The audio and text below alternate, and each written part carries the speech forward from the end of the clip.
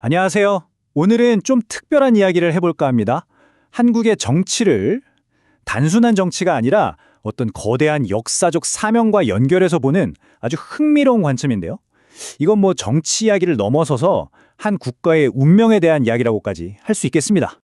자, 그럼 바로 이 질문부터 한번 던져보죠. 비시민권자가 국가의 미래를 결정해도 될까? 사실 이거 한국 사회에서 꽤나 뜨거운 논쟁거리잖아요. 그런데 오늘 우리가 들여다볼 이야기는요, 이 질문을 시작점으로 해서 상상 이상으로 훨씬 더 깊은 곳까지 파고 들어갑니다. 오늘 살펴볼 이 텍스트에 따르면요, 이 외국인 투표권 논쟁 같은 건 정말 빙산의 일각에 불과하다는 거예요. 수면 아래에는 훨씬 더 거대한 문제가 숨어 있다는 거죠. 그게 뭐냐면 바로 한국, 아니 더 나아가서 전 세계가 지금 마주하고 있는 어떤 근본적인 도전의 신호탄이라는 겁니다. 자, 그럼 그 거대한 이야기의 첫 번째 장, 바로 국가 주권 문제입니다. 이 주장은 굉장히 근본적인 데서 출발해요. 바로 민주주의의 가장 기본적인 규칙, 그 자체에서부터 말이죠. 이 텍스트에서 제시하는 투표 원칙을 보면요, 굉장히 명확하고 어떻게 보면 좀 엄격하게까지 합니다. 예를 들면 이런 거예요. 투표권은 대한민국 국적을 가진 국민에게만 줘야 한다. 그리고 선거일은 딱 하루로 통일해서 그 무게감을 실어야 한다는 거죠. 지금처럼 뭐 부재자 투표나 사전 투표를 너무 쉽게 허용하는 건 국가 주권의 본질을 훼손하는 일이라고 아주 강하게 비판하고 있습니다. 바로 이 지점에서 이 인용구가 등장하는데 이게 핵심을 꿰뚫습니다. 상황에 따라 법과 제도를 휘두르는 것은 법치주의가 무너진 상태이다. 그러니까 이건 단순히 어떤 정책이 좋냐 나쁘냐의 문제가 아니라는 거예요. 법이라는 우리 사회를 지탱하는 가장 기본적인 약속 자체가 흔들리고 있다는 아주 심각한 경고인 셈이죠. 자, 이제부터 이야기가 훨씬 더 커집니다. 단순히 투표권 문제를 넘어서서 이게 어떻게 한국 사회 전체의 어떤 근본적인 균열과 연결되는지 한번 따라가 보시죠. 이 그림이 이 텍스트의 핵심 진단을 아주 잘 보여주고 있어요. 우리가 평소에 보는 외국인 투표권 문제 같은 정치적 논쟁들 있잖아요. 그건 다 왼쪽에 보이는 것처럼 그냥 표면에서 일어나는 파도에 불과하다는 겁니다. 진짜 문제는 바로 오른쪽, 그 수면 아래에 있다는 거죠. 바로 사회의 기반을 꽉 잡아줄 진정한 국민 조직이라는 게 아예 존재하지 않는다는 이 거대한 공백 상태, 이게 진짜 문제라고 지적하는 겁니다.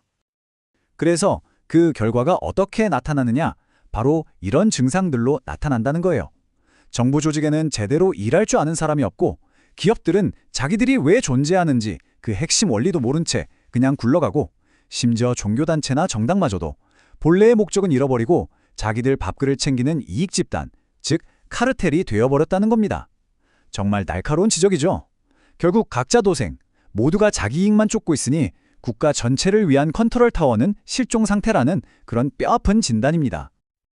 자, 그런데 여기서부터 이야기가 정말 상상하지 못했던 방향으로 확 전환됩니다.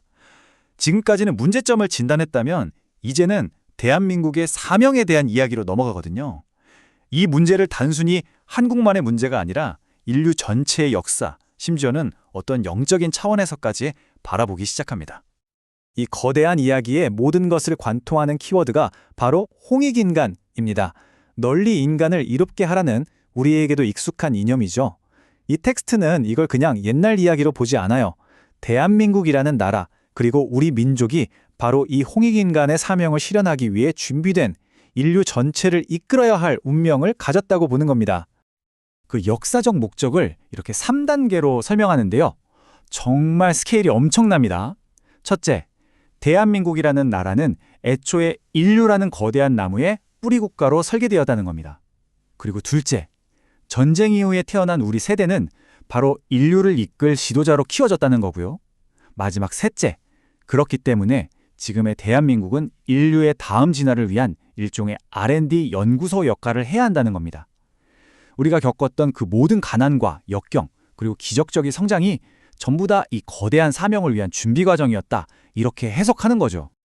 아니 근데 왜 하필 지금이냐? 왜 지금 이 사명이 중요하냐는 거죠.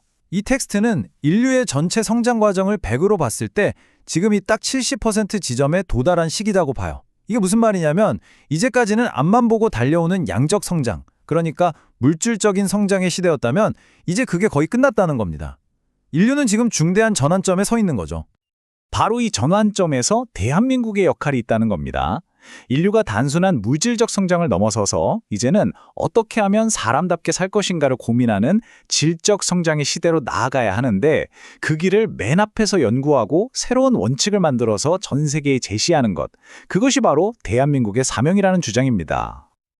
자, 진단도 거창하고 사명도 정말 어마어마한데요. 그럼 이걸 어떻게 실현할 거냐? 구체적인 방법이 있어야겠죠? 그래서 제시하는 청사진이 바로 사회부모라는 개념입니다. 네, 사회부모단체. 이름이 좀 독특하죠? 말 그대로예요.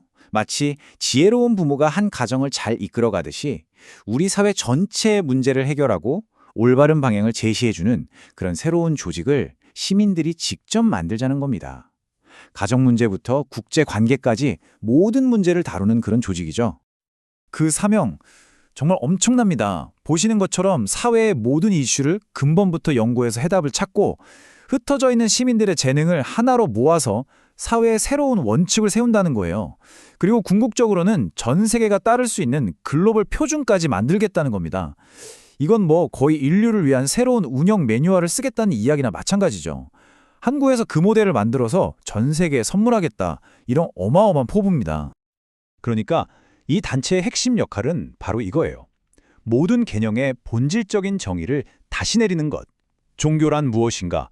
정치란 무엇인가? 심지어 가족이나 우정이란 무엇인가까지 기존의 생각의 틀 자체를 완전히 새로 짜서 인류에게 제시하자는 겁니다. 단순히 문제를 해결하는 걸 넘어서서 문제의 근원, 그 뿌리부터 바꾸려는 정말 근본적인 접근이라고 할 수 있겠죠? 정리하자면 오늘 살펴본 이 내용은 국가의 정체성과 목적에 대해 정말 독특하고 거대한 관점을 제시하고 있습니다. 사회의 문제를 단순히 정치나 제도의 차원에서만 볼 것이 아니라 이런 어떤 정신적이고 운명적인 차원에서 바라볼 때 과연 해결책은 어떻게 달라질까요? 우리 사회가 나아갈 길에 대해 해답을 어쩌면 전혀 다른 곳에서 찾아야 하는 건 아닐까요? 한 번쯤 생각해 볼 만한 질문인 것 같습니다.